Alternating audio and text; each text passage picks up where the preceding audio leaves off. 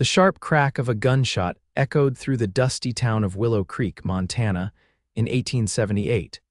But it wasn't outlaws causing trouble this time, it was just Colton Ashford shooting empty whiskey bottles behind the saloon, trying to drown out the memory of his wife's grave. 3 years a widower, he'd wandered from Texas to Montana territory with nothing but his horse, his guns, and the weight of a past he couldn't outrun. No one expected the stagecoach arriving that afternoon would change everything, least of all the tall, broad-shouldered cowboy with eyes as hard as the Montana winter. Pennelope Vance clutched her valise tightly as the stagecoach rumbled into Willow Creek. After fleeing Boston with barely more than the clothes on her back, she prayed this remote town would be far enough to escape the scandal that threatened to destroy her. The daughter of a wealthy banker, she had been caught helping former slaves escape north with funds embezzled from her father's bank. Her family had disowned her, and the law was looking for her back east. At 25, she had chosen principles over privilege, but that choice had cost her everything. Last stop, Willow Creek. The driver called out, his voice rough from trail dust. Penelope stepped down from the coach, her dark blue traveling dress immediately gathering dust from the street. She took in the small frontier town, a single main street lined with wooden buildings, the imposing church steeple rising above the general store, and men in worn hats and dusty boots staring curiously at the new arrival. She had come with a purpose. Her aunt's letter had mentioned a teaching position at the newly established school. It was her only hope for starting anew. "Madam, you look a bit lost," said a kindly older woman approaching her. "I'm Martha Wilson. I run the boarding house." "You must be the new school teacher." "Yes," Penelope replied, relief evident in her voice. "Pennelope Vance, I was told there would be accommodations. Indeed there are. Come along, dear, you must be exhausted from your journey." As Martha led her down the street, Penelope noticed a tall man outside the saloon, reloading his revolver with practiced ease. Their eyes met briefly, his piercing blue gaze assessing her with an intensity that made her look away quickly. She couldn't afford to draw attention, especially from a dangerous-looking cowboy. Colton watched the newcomer with mild curiosity. A proper Eastern lady by the look of her clothes and posture. She wouldn't last long in Willow Creek. The frontier had a way of breaking delicate things, and she looked more delicate than most. He holstered his Colt and headed into the saloon, pushing thoughts of the dark-haired woman from his mind. "Another whiskey, Joe," he said, sliding onto a bar stool. "Don't you think you've had enough?" The bartender asked, wiping a glass with a questionably clean rag.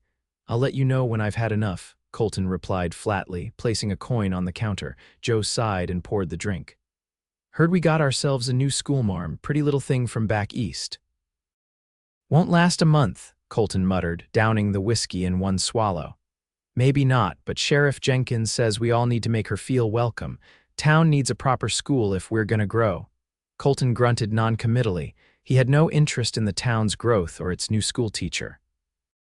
He was just passing through, same as he'd been passing through a dozen towns since leaving Texas. Nothing kept him anywhere for long, not since Elizabeth had died in childbirth, taking their unborn son with her. The next morning, Penelope rose early, determined to make a good impression on her first day. Martha had shown her to the small schoolhouse at the edge of town, a simple one-room building with rows of rough-hewn benches and a blackboard. About 15 children of varying ages were expected to attend. She smoothed her dress, straightened the small desk at the front of the room, and waited nervously as the children began to arrive. Their curious eyes took in her city clothes and refined accent as she introduced herself. "Good morning, children. I am Miss Vance, and I will be your teacher. Today, we will begin by learning about one another." The morning went better than she had expected. The children, though initially shy, proved eager to learn. By midday, she felt a small sense of accomplishment. Perhaps she could make this work after all. As she dismissed the children for lunch, she noticed a group of men watching her from across the street. Their expressions were not friendly. "Miss Vance," a stern voice called out as she was locking the schoolhouse door. She turned to see a thin man with a black coat and clerical collar approaching, flanked by 2 older men. Yes, how may I help you? I am Pastor Silas Thornton, he said, not offering his hand. This is Mr. Robertson and Mr. Miller, members of our town council. Penelope nodded politely. It's a pleasure to meet you, gentlemen.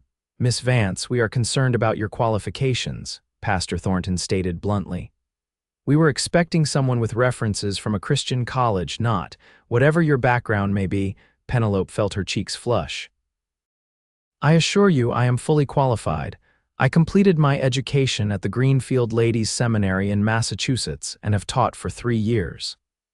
Be that as it may, Mr. Robertson interjected, we have certain standards in Willow Creek. Pastor Thornton oversees the moral education of our children. I understand, she replied, trying to keep her voice steady. Perhaps we could discuss the curriculum together. I'm quite familiar with biblical studies as well as arithmetic, geography, and we'll be watching your methods closely, Miss Vance, Pastor Thornton interrupted. This is a God-fearing community. We won't tolerate any progressive ideas being taught to our children. The men walked away, leaving Penelope shaken. They suspected something, or at least, Pastor Thornton did. Could word have spread this far west about her activities in Boston, she would have to be careful, very careful. Colton had witnessed the exchange from the doorway of the general store where he'd been purchasing supplies. Something about the way those men had surrounded the schoolteacher didn't sit right with him.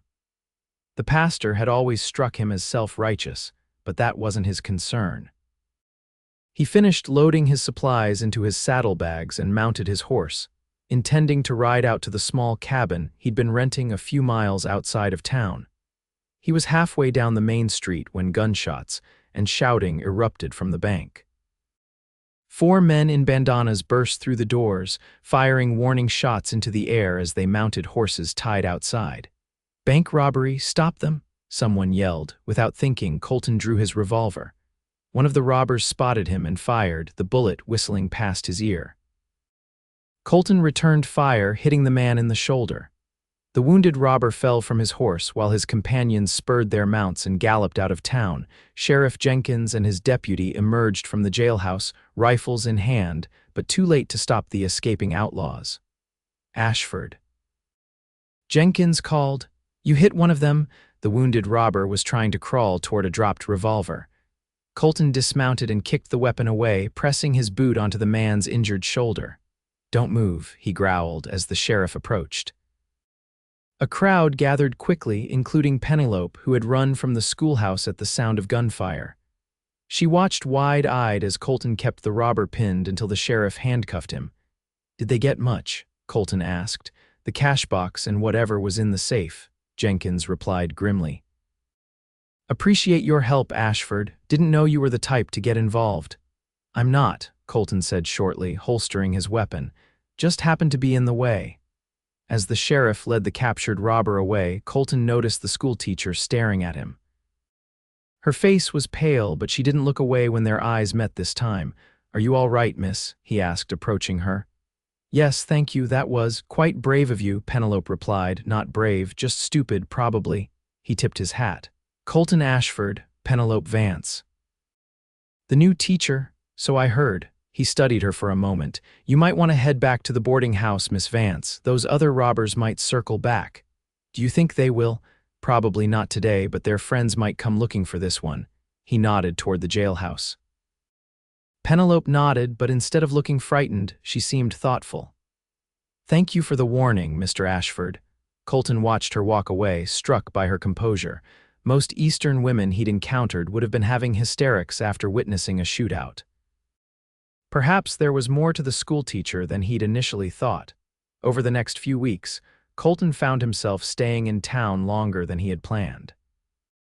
He told himself it was because the sheriff had deputized him to help track down the remaining bank robbers, but he knew there was another reason. He found himself riding past the schoolhouse, watching Miss Vance with her students, noticing how she treated each child with respect regardless of their background. For her part, Penelope was settling into life in Willow Creek, despite Pastor Thornton's continued scrutiny. She had won over most of the parents with her dedication and the children's obvious progress.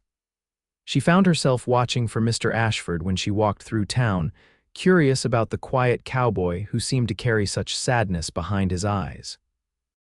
Their paths crossed again one Saturday at the general store. Penelope was selecting books for the school when Colton entered, nodding politely to her. "Mr. Ashford," she greeted him, "I haven't had a chance to properly thank you for your intervention during the robbery." "No need for thanks," he replied, examining a box of ammunition. "Nevertheless, you have mine." She hesitated, then added, "The children have been asking about you. They've concocted quite heroic tales about the shootout." A ghost of a smile touched his lips. "Children have big imaginations." "They do indeed. Several of the boys now want to be lawmen when they grow up." "They'd be better off becoming ranchers or merchants," he said, "less likely to get shot." "Is that what you did before, whatever it is you do now?" she asked. Colton's expression closed off. "I had a small ranch in Texas. Once." Penelope sensed the pain behind his words. "I'm sorry if I pried," he shrugged. "No harm done. And you, Miss Vance, what brought you all the way from Boston to teach in a place like this?" She tensed slightly. "How did you know I was from Boston?" "Your accent, and Martha mentioned it." "Ah," she relaxed a little. "I wanted adventure, I suppose, and to make a difference." "And are you making a difference?" She smiled genuinely. "I like to think so, though not everyone approves of my methods." "Pastor Thornton," Colton guessed. "Yes. He seems to think I'm corrupting the children by teaching them about cultures beyond our borders. The pastor believes anything outside his interpretation of the Bible is dangerous." "And what do you believe, Mr. Ashford?" He considered her question seriously. "I believe a person should be judged by their actions, not their words or where they come from." "A refreshing perspective," she replied, surprised by his thoughtfulness. Their conversation was interrupted when the store owner's wife called Penelope over to see some new fabrics that had arrived. With a nod, Colton finished his purchases and left, but their brief exchange lingered in both their minds. The following Sunday, Penelope attended church services as expected of the town's schoolteacher. Pastor Thornton's sermon focused heavily on the dangers of modern thinking and the importance of maintaining traditional values. She felt his eyes on her several times during his more pointed remarks. After the service, as the congregation gathered outside, Penelope noticed Colton standing apart from the crowd, looking uncomfortable in a clean shirt and vest. It was the first time she'd seen him at church. Before she could approach him, Pastor Thornton cornered her.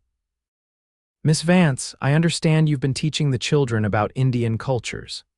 "Yes, as part of our geography lessons," she replied calmly. "Knowledge of different peoples is important for a well-rounded education." "These children don't need to know about savage customs," he said sharply. "They need Christian values and practical skills. With all due respect, Pastor, understanding our neighbors is a practical skill. Several of my students have interactions with the local tribes through trading. The Indian problem will soon be resolved as more settlers arrive," he said dismissively. "I expect you to focus on appropriate subjects henceforth." Penelope bit back her anger at his callousness. "I will continue to provide my students with a complete education, Pastor. That is my duty as their teacher." She walked away before he could respond, nearly colliding with Colton, who had clearly overheard the exchange. "Careful, Miss Vance," he said quietly. "The pastor has influence in this town. Are you suggesting I compromise my principles, Mr. Ashford?" "No," he replied, "just warning you that standing by them might have consequences." Their conversation was interrupted by a commotion near the church steps. A young Indian woman had approached with a small child, both looking hungry and tired. Several townspeople were blocking her way, their expressions hostile. "We don't want your kind here," one man said loudly. "Go back to your people." Without hesitation, Penelope strode toward the confrontation, placing herself between the woman and the growing crowd. "This is a house of God," she said firmly. "And she is seeking help with a child. Would Christ turn her away?" the crowd murmured uneasily. Pastor Thornton pushed forward. "Miss Vance, this is not your concern." "I beg to differ," she replied. "As a Christian and a teacher in this community, how we treat our fellow human beings is very much my concern." To her surprise, Colton stepped up beside her. The lady's right, he said, his hand resting casually near his holstered revolver. Anyone looking to cause trouble should move along.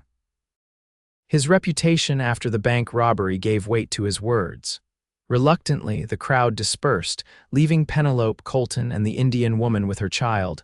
"Thank you," Pennelope said to him before turning to the woman. "Are you hungry? Do you need help?" The woman nodded, speaking in broken English. "Child sick, need medicine." "I'll take you to Dr. Wilson," Pennelope said, offering her hand. "He'll help your little one." As they walked toward the doctor's house, Colton fell into step beside them. "That was brave," he said quietly to Pennelope. "And foolish. Would you have done differently?" she challenged. "No," he admitted, "but I'm not trying to build a life here." "And you assume I am?" He glanced at her curiously. "Aren't you?" She didn't answer immediately, helping the woman climb the steps to the doctor's porch. "I'm trying to do what's right, Mr. Ashford. The rest will have to sort itself out." Colton watched her enter the doctor's house with the Indian woman and child, feeling something he hadn't experienced in years: admiration, and perhaps something more dangerous. This schoolteacher was nothing like he'd expected, and that realization unsettled him deeply. The incident at the church became the talk of Willow Creek. While some praised Pennelope's compassion, others, led by Pastor Thornton, criticized her for encouraging undesirables in their community. The town council called a meeting to discuss the schoolteacher's suitability. Pennelope stood before them, head held high despite her racing heart. "Gentlemen, I was hired to educate the children of this town. That includes teaching them compassion as well as arithmetic." "Miss Vance," Pastor Thornton said, "your behavior is causing division, first with your inappropriate curriculum and now by publicly undermining the church's authority." "I did no such thing," she replied firmly. "I merely prevented a confrontation that would have reflected poorly on everyone involved." Mr. Robertson leaned forward. "What concerns us, Miss Vance, is your background. We've received correspondence suggesting you left Boston under unusual circumstances." Pennelope felt the blood drain from her face, so they knew, or at least suspected. "My personal history is just that, personal. My qualifications as a teacher stand on their own merit. Not if that history involves illegal activities," Pastor Thornton pressed. "That's enough," a voice called from the back of the room. Colton stood, drawing all eyes. "You invited Miss Vance here to teach. She's done that better than anyone expected. Whatever she did before coming here isn't relevant." "Mr. Ashford," the pastor said coldly, "this meeting doesn't concern you." "Seems to me it concerns the whole town," Colton replied, approaching the council table. "Miss Vance has earned the respect of the families whose children she teaches. That should count for something." Sheriff Jenkins, who was part of the council, nodded. "Ashford's got a point. The school's running better than it ever has." The debate continued, with opinion clearly divided. Finally, Mayor Williams raised his hand for silence. "We'll take this under advisement and make a decision about Miss Vance's continued employment by the end of the week. Until then, school will continue as normal." Outside the town hall, Pennelope approached Colton. "Why did you defend me?" "Because they were wrong," he said simply. "And because you didn't deserve to stand alone." "Thank you," she said softly, then added, "Would you walk me to the boarding house? I find I'm rather tired suddenly." They walked in companionable silence, the evening settling around them. At the boarding house steps, Pennelope turned to him. "Mr. Ashford, Colton, I should tell you that what Pastor Thornton implied, there's some truth to it." "We all have pasts, Miss Vance," he replied, "some more complicated than others. Please call me Pennelope." She hesitated, then continued, "In Boston, I helped fugitive slaves escape north using money I took from my father's bank. When I was discovered, I had to flee or face imprisonment." She watched his face carefully, expecting judgment or shock. Instead, she saw understanding. "You did what you thought was right," he said. "That takes courage. You don't condemn me for helping people escape bondage. No," he looked away, adding quietly, "we've all done things we can't undo. The question is what we do afterward." Pennelope studied him in the fading light, sensing there was more to his story than he was sharing. "And what are you doing afterward, Colton?" "Surviving," he answered honestly, "or trying to." "That doesn't seem like enough for a man like you." It hasn't been for a long time. He tipped his hat. Good night, Penelope. As she watched him walk away, Penelope realized how much she wanted to know this complex, wounded man better. There was a goodness in him that he seemed determined to hide, even from himself. The next few days passed in tense anticipation. Penelope continued teaching, aware that each day might be her last in Willow Creek. Then disaster struck in an unexpected form. A fever swept through the town, striking children first. Dr. Wilson was overwhelmed with cases, working day and night. When several of her students failed to appear for class, Penelope closed the school and began visiting the affected families, helping care for the sick children. She found Colton doing the same, riding between outlying farms to check on families and bring supplies from town. "I didn't expect to see you nursing the sick," she said when they crossed paths at the general store, both gathering medicines and food for affected families. "My wife was a midwife," he said, the words coming easier than he expected. "She taught me some things." "Your wife," Penelope repeated softly, "is she?" "She died 3 years ago, childbed fever." He said it matter-of-factly, but Penelope saw the pain etched in his features. "I'm so sorry, Colton," he nodded once, changing the subject. "The Miller boy is getting worse." "I'm taking quinine out to their farm." "I'll come with you," she decided. They have 4 other children who need looking after while the parents tend to Billy. Together, they rode to the Miller farm, a small homestead a few miles from town. Mrs. Miller nearly wept with relief at their arrival. Exhausted from caring for her sick son while trying to manage the rest of the family. Throughout the day, Penelope tended the younger children while Colton helped Mr. Miller with the farm chores and checked on Billy's fever. They worked seamlessly together, each anticipating what needed to be done without discussion. As evening fell, Billy's fever finally broke. The crisis passed, they shared a simple meal with the grateful Miller family before riding back toward town. "You're good with children," Colton observed as they rode side by side in the gathering darkness. "I've always loved teaching," she replied. "Even as a child, I would gather the neighborhood children and play school. It shows the children here adore you." "And you," she said, "are not nearly as fearsome as you pretend to be. I saw how gentle you were with Billy." A comfortable silence fell between them, broken only by the sound of their horses' hooves and the night insects. When they reached the edge of town, Penelope suddenly reined in her horse. "I don't want to go back yet," she admitted. "The council meets tomorrow. This might be my last night in Willow Creek." Colton studied her in the moonlight, her face both vulnerable and determined. "There's a place I go sometimes when the town feels too close. Would you like to see it?" She nodded, and he led them away from town, following a narrow trail that wound up into the hills. After 20 minutes of riding, they emerged onto a small plateau overlooking the valley.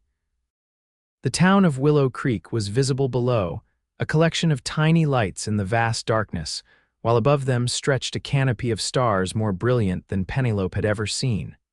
"It's beautiful," she breathed, dismounting. Colton tied the horses and joined her at the edge of the plateau. "I found this place my first week here, reminded me there's more to the world than what's in that town." "Is that why you stay apart, living outside town, keeping to yourself?" "Partly," he acknowledged. "After Elizabeth died, I couldn't bear to be around people. Their pity was worse than their judgment." And now, he looked at her, really looked at her for perhaps the first time. "Now I'm not so sure isolation is the answer." Penelope felt her heart quicken at his words and the intensity of his gaze. "What changed you?" he said simply. "Watching you stand up for what's right, even when it costs you, it reminded me there are things worth fighting for." Impulsively, she reached for his hand, her fingers lightly touching his. "There are," she agreed softly. For a long moment, they stood together under the stars, a connection forming between them that neither had expected but both increasingly welcomed. When Colton finally drove her back to the boarding house, something had shifted between them, a possibility had opened where before there had been only closed doors. The next morning, Penelope dressed carefully for the council meeting, preparing herself for whatever verdict they delivered. When she entered the town hall, she was surprised to see nearly half the town in attendance, including many parents of her students. Mayor Williams called the meeting to order, looking uncomfortable as Pastor Thornton sat smugly beside him. "Miss Vance, the council has reviewed your situation, and if I may, Mayor," Mrs. Miller interrupted, standing from the audience. "Before you announce anything, I'd like to speak." The mayor nodded reluctantly. "Miss Vance saved my Billy's life yesterday," Mrs. Miller declared.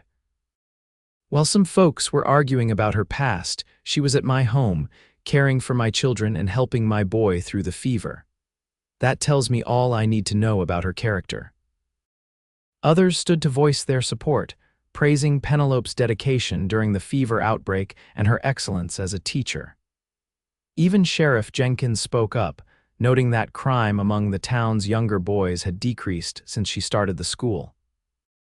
Pastor Thornton rose, his face flushed with anger.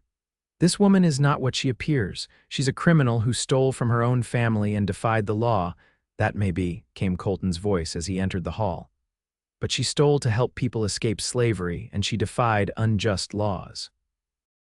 "I'd say that speaks well of her character, not poorly." The room erupted in debate. Mayor Williams struggled to maintain order as arguments flew back and forth. Finally, he pounded his gavel loudly. "Enough, the council will vote now." The 5 council members huddled together, speaking in low voices. When they turned back to the room, Mayor Williams cleared his throat. "Miss Vance, by a vote of 3-2, the council has decided to retain you as the town's schoolteacher, with the provision that you continue to demonstrate the dedication and care you've shown thus far." Relief and joy flooded through Pennelope. She had found a home against all odds. As the meeting dispersed, Pastor Thornton approached her, his face tight with anger. "This isn't over, Miss Vance. A woman with your past will only bring trouble to Willow Creek." "She'll bring you nothing," the pastor said loudly enough for nearby townspeople to hear, "except moral corruption and God's judgment on this town." Colton stepped forward, positioning himself protectively near Pennelope. "She already brought me peace," he replied evenly, "which is more than your sermons ever did, Pastor." The pastor's face reddened further. "You're as lost as she is, Ashford, a drunk who couldn't protect his own wife and child, presuming to judge me." The vicious words hung in the air. For a moment, Pennelope feared Colton might strike the pastor, but instead he simply said, "I know what I am, Pastor. Do you?" Taking Penelope's arm gently, he led her from the town hall into the bright morning sunlight, leaving the pastor sputtering behind them. "Are you all right?" she asked once they were outside. "I've heard worse," he said, though the tightness around his eyes suggested the pastor's words had struck home. "What he said about your wife and child was cruel but not entirely untrue," Colton interrupted. "I was away when Elizabeth went into labor early. By the time I returned—" He trailed off, the memory still too painful. Pennelope touched his arm gently. "That doesn't make it your fault, doesn't it?" He looked at her, his expression raw with old grief. "I chose to be away, hunting bounties instead of staying with her." "You couldn't have known," she insisted. He shook his head, unwilling to accept absolution so easily. "What matters now is that you can stay. The children need you." "And what about you, Colton?" she asked softly. "What do you need?" His eyes met hers, and something passed between them: understanding, connection, possibility. Before he could answer, Sheriff Jenkins approached, breaking the moment. "Ashford, glad I caught you. Just got word those bank robbers who got away might be holed up near Copper Creek. I'm putting together a posse." Colton hesitated, looking at Pennelope. "Go," she said, understanding his sense of duty. "Just come back safely." He nodded, squeezing her hand briefly before following the sheriff. Pennelope watched him go, a mixture of fear and something deeper tugging at her heart. The posse was gone for 3 days. During that time, Pennelope reopened the school, trying to restore normalcy for the children still recovering from the fever epidemic. But her thoughts often strayed to Colton and the dangers he might be facing. On the afternoon of the 3rd day, she dismissed her students and was cleaning the blackboard when a commotion outside drew her attention. The posse had returned, riding slowly down the main street. Her heart leapt at the sight of Colton among them, until she realized he was slumped in his saddle, his shirt stained with blood. She rushed outside as they reached the doctor's house. Sheriff Jenkins and another man were helping Colton down from his horse. What happened? She demanded, hurrying to them. Ambushed, the sheriff explained grimly. Ashford took a bullet meant for me. How bad is it? Bad enough, Jenkins said, but he's tough. Doc Wilson's the best man to see to him. Pennelope followed them into the doctor's house, refusing to be turned away. Doctor. Wilson worked quickly to extract the bullet from Colton's shoulder while she assisted, holding instruments and providing clean bandages. He's lucky, the doctor said finally. The bullet missed anything vital. With rest and care, he should recover fully. I'll stay with him, Pennelope insisted. Dr. Wilson raised an eyebrow but nodded. Very well. Call me if his fever rises or the bleeding resumes. For hours, she sat beside Colton's bed, bathing his forehead when fever set in and speaking softly to him during moments of consciousness. As night fell, Martha from the boarding house brought her dinner and a change of clothes. People are talking, Martha warned her gently. A single lady spending the night at a man's bedside. Let them talk, Pennelope replied firmly. I'm not leaving him. Near midnight, Colton woke fully, his eyes finding hers in the lamplight. Pennelope, he murmured, you shouldn't be here. There's nowhere else I should be, she replied, taking his hand. He studied her face, seeing the worry and care written there. Why? Why would you risk your reputation for me? Because you matter to me, she said simply. More than I expected, more than is probably wise. His fingers tightened around hers. I've been running for 3 years, he confessed. From Elizabeth's death, from the guilt, from anything that felt like attachment. Then you arrived, and suddenly standing still didn't seem so impossible. Is that what you want, to stand still? I want. He hesitated, then continued with raw honesty. I want to stop being afraid of caring again. I want to see if what I'm feeling for you is real or just the ghost of something I once had. And what are you feeling? She whispered. Hope, he said, for the first time in years. She leaned forward, pressing her lips gently to his forehead. Then rest and heal, Colton Ashford. We have time to discover what comes next. As spring turned to summer, Colton's wound healed, and with it, something inside him began to mend as well. He moved his few possessions from the cabin outside town to a small house near the schoolhouse, ostensibly to be closer to town as he took on more responsibilities as a deputy sheriff. But everyone knew the real reason was to be nearer to Miss Vance. They maintained propriety in public. He escorted her to church and community gatherings, called on her at the boarding house, and occasionally rode with her when she visited her students' homes. But the town noticed the way they looked at each other, the easy companionship that had grown between them. Pastor Thornton continued to voice his disapproval, but his influence had waned after the fever epidemic, where his absence during the crisis had been noted while Pennelope and Colton had worked tirelessly to help the afflicted families. One warm evening in late June, Colton invited Pennelope for a ride to his plateau overlooking the town.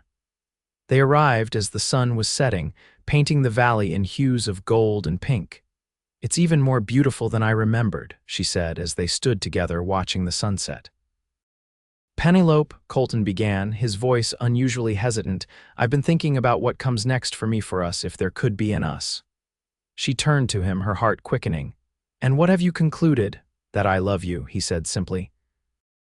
And that I want to build something with you here or elsewhere if you'll have me. Joy bloomed within her. Are you certain, after everything? I'll always carry Elizabeth with me, he acknowledged, but loving her doesn't mean I can't love you too, differently but just as deeply. You brought light back into my life when I thought I'd live in darkness forever. Tears welled in her eyes.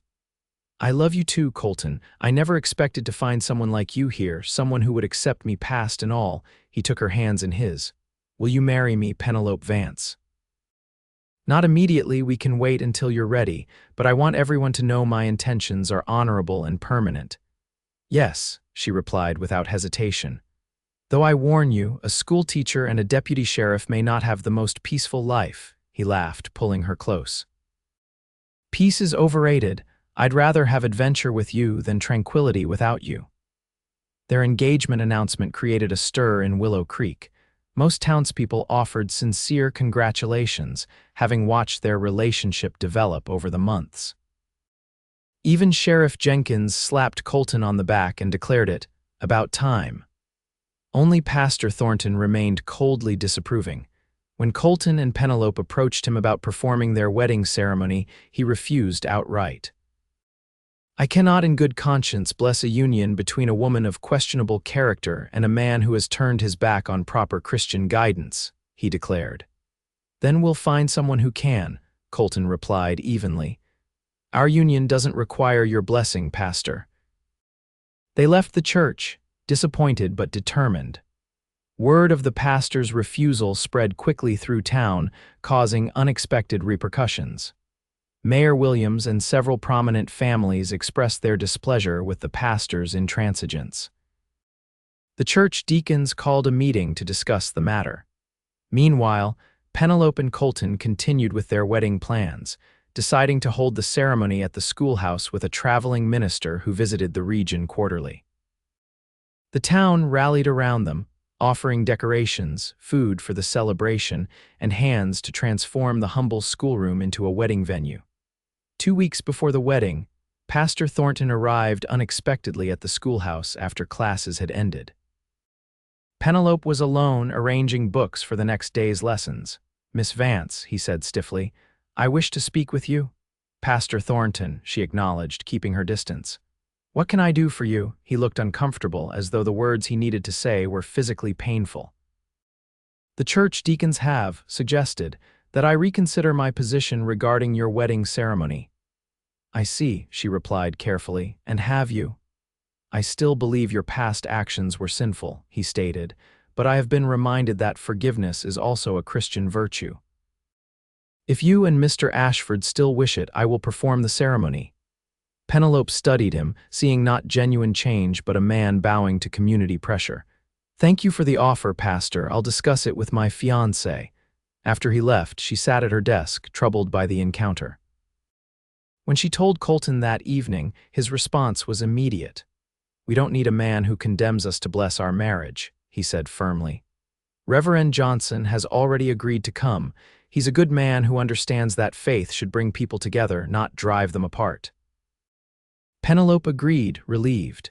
"I'd rather start our marriage with honest blessing than hypocritical ceremony." The wedding day arrived on a perfect late summer morning. The schoolhouse had been transformed with wildflowers and ribbons, benches arranged to create an aisle down the center. Nearly everyone in Willow Creek attended, packing the small building and spilling out onto the grounds. Colton stood at the front beside Reverend Johnson, wearing a new black suit that made his blue eyes seem even more striking. When Pennelope appeared in the doorway, a simple white dress setting off her dark hair and warm complexion, he felt his breath catch in his throat. She walked toward him, carrying a bouquet of prairie flowers, her eyes never leaving his. In that moment, the past with all its pain and regret seemed to recede, leaving only the promise of their future together. "Dearly beloved," Reverend Johnson began when Pennelope reached Colton's side. "We are gathered here to witness the union of two souls who have found in each other not just love, but redemption and hope." As they exchanged vows, promising to cherish and support one another through whatever life might bring, Pennelope felt a sense of completion. She had fled Boston in fear and desperation, never imagining she would find a home and a love that accepted her completely. "I now pronounce you husband and wife," Reverend Johnson declared. "What God has joined together, let no one put asunder." Colton drew her into a tender kiss, sealing their union as their friends and neighbors applauded. When they turned to face the congregation as Mr. and Mrs. Ashford, Pennelope was surprised to see Pastor Thornton standing at the back of the room. Their eyes met briefly, and he gave a small, tight nod before slipping away. The celebration continued into the evening, with food and dancing on the schoolhouse grounds. As Colton held Pennelope close during their first dance as husband and wife, he whispered, "No regrets." "None," she assured him, her eyes shining with happiness. "This is exactly where I'm meant to be." Autumn brought changes to Willow Creek. Sheriff Jenkins announced his retirement, recommending Colton as his replacement. The town council approved the appointment unanimously, even Pastor Thornton reluctantly acknowledging Colton's competence and integrity. Penelope continued teaching, though now she returned each evening to the small house she shared with Colton near the edge of town. They had expanded it over the summer, adding a second bedroom and improving the kitchen. Their home became known for its warmth and hospitality, open to anyone needing assistance or simply good company. As winter approached, Penelope made an announcement of her own one evening as they sat before the fire. "Colton," she said, taking his hand and placing it gently on her still flat stomach, "we're going to have a baby." He stared at her in wonder and sudden fear. "Are you certain, doctor?" "Wilson confirmed it yesterday," she nodded. "The baby should arrive in late spring." Joy battled with terror in Colton's expression. "Penelope, after Elizabeth, this isn't the same," she said gently, understanding his fear. "Dr. Wilson says I'm healthy and strong. And unlike last time, you won't be alone. We'll face this together." He pulled her into his arms, holding her as though she might disappear. "I couldn't bear to lose you," he whispered against her hair. "You won't," she promised. "I have too much to live for." Word of their expected child spread quickly through the small community. Most offered congratulations and support, though Penelope noticed some of the older women watching her with concern, knowing the dangers of childbirth on the frontier. As her pregnancy progressed, Penelope continued teaching, refusing to be treated as an invalid. Colton grew increasingly protective, checking on her between his sheriff's duties and insisting she rest more than she felt necessary. Their loving arguments on the subject became a source of amusement for the town. The sheriffs finally met his match. Joe from the saloon would joke, "She's the only one in town who isn't intimidated by that glare of his." Winter passed, and with the first signs of spring, Penelope's condition became more pronounced. The school board hired a young woman to assist her, with the understanding that she would take over temporarily after the baby arrived. One April morning, Colton returned from his rounds to find Pastor Thornton at his door, looking uncomfortable but determined. "Sheriff Ashford," he began formally, "I've come to speak with you about a matter of personal concern." "Pastor," Colton acknowledged cautiously, "what can I do for you?" "It's about your wife's condition," the pastor said. "I've been reflecting on my actions since your arrival in Willow Creek, particularly my treatment of Mrs. Ashford." Colton leaned against the doorframe, arms crossed. "Go on." "I judged her harshly based on reports from Boston and my own prejudices," Pastor Thornton admitted. "I was wrong to do so. Her actions here have demonstrated a character worthy of respect regardless of her past." "That's quite a change of heart," Colton observed. "What brought this on?" The pastor hesitated. "My sister in Ohio wrote to me about a young woman who helped her escape an abusive marriage some years ago. A teacher who risked her position to hide my sister and her children, then provided money for their journey to safety." He met Colton's gaze directly. "The description matches your wife, though the name was different." Understanding dawned on Colton's face. "I see. I have been humbled," the pastor continued with difficulty, "and I wish to offer my services should you need spiritual guidance or support in the coming weeks." The birth of a child is a blessed but perilous time. Before Colton could respond, Penelope appeared behind him, having heard the conversation from inside. "Thank you, Pastor Thornton," she said, her hand resting on her swollen belly. "We appreciate your concern and your honesty." The pastor nodded to her, something like respect in his eyes for perhaps the first time. "Mrs. Ashford, I wish you a safe delivery and God's blessing on your child." After he left, Colton turned to Penelope with raised eyebrows. "Ohio, Margaret Thornton," she acknowledged. "I didn't make the connection until I saw her maiden name in the church registry months ago. I helped her and her children escape her husband after he broke her arm in a drunken rage." "You never cease to amaze me," Colton said, drawing her into his arms. "Always fighting for others, even at risk to yourself." "I could say the same of you, Sheriff Ashford," she replied with a smile, leaning into his embrace. "It seems we were destined to find each other." May brought warm days and the wildflowers Penelope loved. She grew increasingly uncomfortable as her time approached, but remained determined to finish the school year before the baby arrived. Colton watched her with a mixture of pride and anxiety, never straying far from town as the expected date drew near. On the final day of classes, Penelope was saying goodbye to her students when her water broke. The assistant teacher, Miss Cooper, quickly took charge, sending the children home and helping Penelope to a bench while dispatching one of the older boys to find the sheriff. Colton arrived within minutes, face pale with worry. "Is it time?" "It would appear so," Penelope replied, grimacing through a contraction. "Rather convenient timing, don't you think, waiting until the school year ended?" Despite his fear, Colton managed a smile at her attempt at humor. "Always considerate, our child." He carried her home, where Dr. Wilson and Martha from the boarding house were already waiting, alerted by Miss Cooper. What followed were 18 hours of labor that tested Penelope's strength and Colton's sanity. He paced outside their bedroom, allowed in only occasionally to hold her hand and offer encouragement. As dawn broke on the second day, a lusty cry echoed through the small house. Dr. Wilson emerged, exhausted but smiling. "Congratulations, Sheriff, you have a healthy daughter." Colton froze, overwhelmed by emotion, and Penelope, tired but well, "She's asking for you." He entered the bedroom to find his wife propped up against pillows, cradling a small bundle wrapped in a soft blanket. Her face, though weary, shone with joy. "Come meet your daughter," she said softly.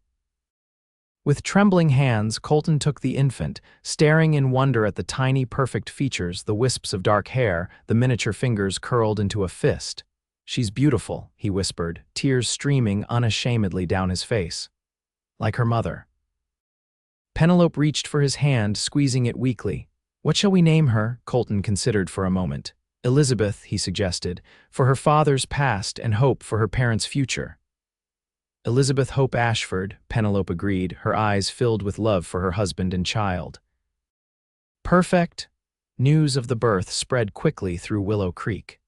The house soon filled with visitors bearing gifts and food, offering congratulations and admiring the newest member of their community. Even Pastor Thornton stopped by, bringing a handcrafted wooden cradle and an awkward but sincere blessing. As summer unfolded, the Ashfords settled into their new life as parents. Penelope took a temporary break from teaching to care for little Elizabeth, though she continued to tutor older students at home and made plans to return to the schoolhouse the following year. Colton proved to be a devoted father, carrying Elizabeth with him on short rounds around town and proudly showing her off to anyone who would look. The hardened cowboy who had arrived in Willow Creek 3 years earlier was barely recognizable in the man who now sang lullabies and discussed teething remedies with other parents. One evening in late summer, they returned to the plateau that had become their special place. With Elizabeth sleeping in a basket beside them, they watched the sunset over Willow Creek, the town that had become truly home. "Did you ever imagine this?" Penelope asked, leaning against Colton's shoulder. "When you first saw me stepping off that stagecoach?" "Never," he admitted with a chuckle. "I thought you were another Eastern lady who wouldn't last a month. And I thought you were a dangerous cowboy best avoided," she replied, smiling at the memory. "We were both right in a way," he said, kissing her forehead. "You are dangerous to anyone's peace of mind who underestimates you. And I was right that you wouldn't last a month as just the school teacher. No regrets about staying in one place after all those years of wandering." Colton looked down at their sleeping daughter, then back at his wife. "Only that I didn't find you sooner." As darkness fell and the stars emerged above them, they gathered up their child and rode home together. No longer running from the past but moving confidently toward the future, they were building a future founded on love, understanding, and the peace they had found in each other's arms. In the years that followed, the story of the schoolteacher and the cowboy became part of Willow Creek's folklore. People would tell of how a woman running from justice found redemption in teaching children, and how a man running from grief found healing in loving her. They would recall Pastor Thornton's words at that contentious town meeting and Colton's simple, profound reply. "She'll bring you nothing," the pastor said. "She already brought me peace," the cowboy replied. And those who knew them best would add that they brought each other something even more precious, the courage to begin again, and the faith that second chances could be even more beautiful than first ones. Elizabeth Hope Ashford grew up surrounded by that love, eventually following in her mother's footsteps as a teacher, carrying forward the legacy of compassion and courage that had brought her parents together in that small frontier town where two wounded souls had found, against all odds, exactly what they needed in each other.